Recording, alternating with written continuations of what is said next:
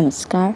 ये रामायण कथा पूरी तरह से श्रीमद् वाल्मीकि रामायण के ऊपर आधारित है। यदि आप इसका निरंतर श्रवण करते रहना चाहते हैं तो इस चैनल को सब्सक्राइब ज़रूर कर लें और आगे आने वाली सभी पॉडकास्ट के नोटिफिकेशन के लिए बेल आइकन को भी ज़रूर से प्रेस कर दें। अब हम सुनेंगे 51वां सर्ग, हनुमान जी का श्री राम के प्रभाव का वर्णन करते हुए रावण को समझाना। महाबली दशमुख रावण की ओर देखते हुए शक्तिशाली वानर शिरोमणि हनुमान ने शांत भाव से यह अर्थयुक्त बात कही। असुरराज, मैं सुग्रीव का संदेश लेकर यहाँ तुम्हारे पास आया हूँ। वानर राज सुग्रीव तुम्हारे भाई हैं, इसी नाते उन्होंने तुम्हारा कुशल समाचार पूछा है। अब तुम अपने भाई महात्मा सुग्रीव का संदेश, धर्म और अर्थयुक्त वचन जो इहलोक और परलोक में भी लाभदायक है सुनो। अभी हाल में ही दशरथ नाम से प्रसिद्ध एक राजा हो गए हैं, जो पिता की भांति प्रजा के हितैषी, इंद्र के समान तेजस्वी तथा रथ, हाथी, घोड़े आदि से संपन्न थे। उनके परम प्रिय ज्येष्ठ पुत्र महातेजस्वी प्रभावशाली महाबाहु श्री रामचंद्र जी पिता की आज्ञा से धर्म मार्ग का आश्रय लेकर अपनी पत्नी सीता और भाई लक्ष्मण के साथ दंडकारण्य में आए थे। सीता विदेह देश के राजा महात्मा जनक की पुत्री हैं। जनस्थान में आने पर श्री राम सीता कहीं खो गई हैं। राजकुमार श्री राम अपने भाई के साथ उन्हीं सीता देवी की खोज करते हुए ऋष्यमुख पर्वत पर आए और सुग्रीव से मिले। सुग्रीव ने उनसे सीता को ढूंढ निकालने की प्रतिज्ञा की और श्री राम ने सुग्रीव को वानरों का राज्य दिलाने का वचन दिया। तत्पश्चात राजकुमार श्री रामचंद्र जी ने युद्ध में वाली को मारकर सुग्रीव को किष्किंधा के राज्य पर स्थापित कर दिया। इस समय सुग्रीव वानरों और भालुओं के समुदाय के स्वामी हैं। वानरराज वाली को तो तुम पहले से ही जानते हो। उस वानर वीर को युद्ध भूमि में श्री राम ने एक ही बाण से मार गिराया था। अब सत्य प्रतिज्ञ सुग्रीव सीता को खोज निकालने के लिए व्यग्र उठे। उन वानर राज ने समस्त दिशाओं में वानरों को भेजा है।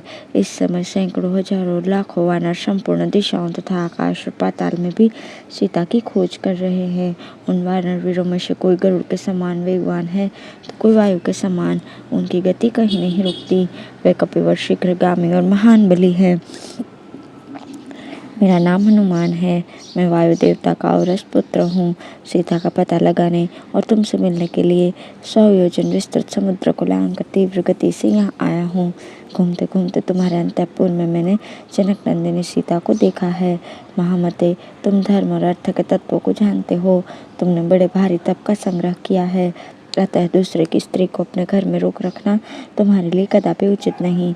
धर्म विरुद्ध कार्यों में बहुत से अनर्थ भरे रहते हैं, वे कर्ता का जड़ मूल से नाश कर देते हैं। अतः तुम जैसे बुद्धिमान पुरुष ऐसे कार्यों में प्रवृत्त नहीं होते। देवताओं और असुरों में भी कौन ऐसा वीर है जो श्री रामचंद्र जी के क्रोध करने के पश्चात लक्ष्मण के छोड़े हुए बाणों के सामने ठहर सके। राजन, तीनों लोकों में एक भी ऐसा प्राणी नहीं जो भगवान श्री राम का अपराध करके सुखी रह सके। इसलिए मेरी धर्म और अर्थ के अनुकूल बात, जो तीनों कालों में हितकर है, मान लो और जानकी जी को श्री रामचंद्र जी के पास लौटा दो। मैंने इन देवी सीता का दर्शन कर लिया, जो दुर्लभ वस्तु थी उसे यहाँ पाया। इसके पश्चात जो कार्य शेष हैं उनके साधन में श्री रघुनाथ जी निमित्त हैं। मैंने यहाँ सीता की अवस्था को लक्ष्य किया है, वे निरंतर शोक में डूबी रहती हैं। सीता तुम्हारे घर में 5 वन वाली नागिन के समान निवास करती हैं, जिन्हें तुम नहीं जानते। जैसे अत्यंत विष मिश्रित अन्न को खाकर कोई उसे बलपूर्वक नहीं पचा सकता, उसी प्रकार सीता जी को अपनी शक्ति से पचा लेना देवताओं और असुरों के लिए भी असंभव है। तुमने तपस्या का कष्ट उठाकर धर्म के फलस्वरूप जो ऐश्वर्य का संग्रह किया है तथा शरीर और प्राणों को चिरकाल तक धारण करने की शक्ति प्राप्त की है, उसका विनाश करना उचित नहीं। तुम तपस्या के प्रभाव से देवताओं और असुरों द्वारा जो अपनी अवध्यता देख रहे हो, उसमें भी तपस्या जनित ये धर्म ही महान कारण है। उस अवध्यता के होते हुए भी तुम्हारे वध का दूसरा महान कारण उपस्थित है। असुरराज, सुग्रीव और श्री रामचंद्र जी न तो देवता हैं, न यक्ष, न असुर। श्री रघुनाथ जी मनुष्य हैं और सुग्रीव वानरों के राजा, अतः उनके हाथ से तुम अपने प्राणों की रक्षा कैसे करोगे।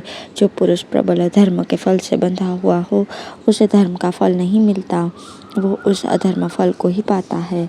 हाँ, यदि उस अधर्म के पश्चात किसी प्रबल धर्म का अनुष्ठान किया गया हो तो वो पहले के अधर्म का नाशक होता है। तुमने पहले जो धर्म किया था उसका पूरा पूरा फल तो यहाँ पा लिया, अब इस सीताहरण रूपी अधर्म का फल भी तुम्हें शीघ्र ही मिलेगा।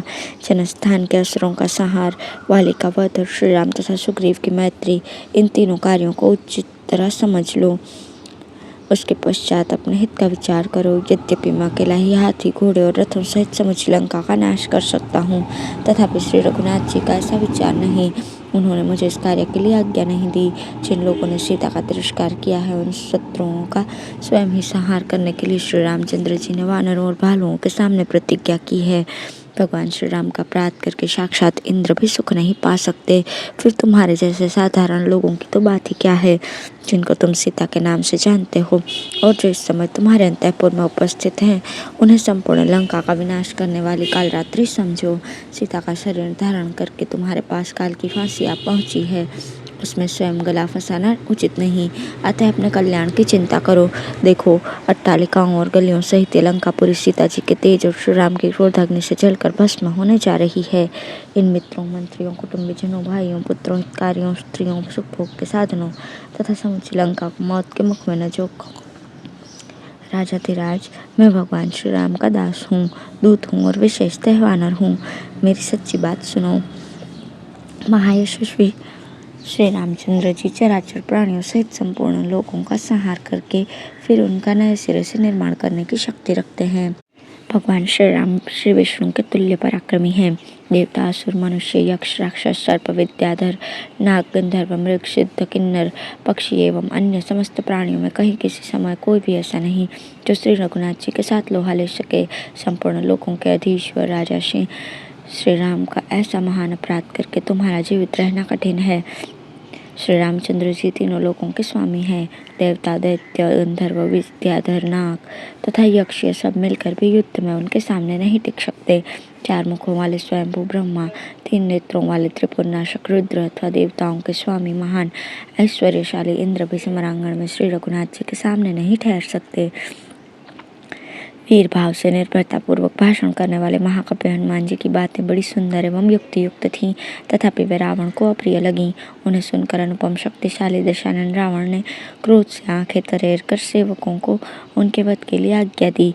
इस प्रकार श्री वाल्मीकि निर्मित रामायण आदि काव्य के सुंदरकांड में 51वां सर्ग पूर्ण हुआ। धन्यवाद।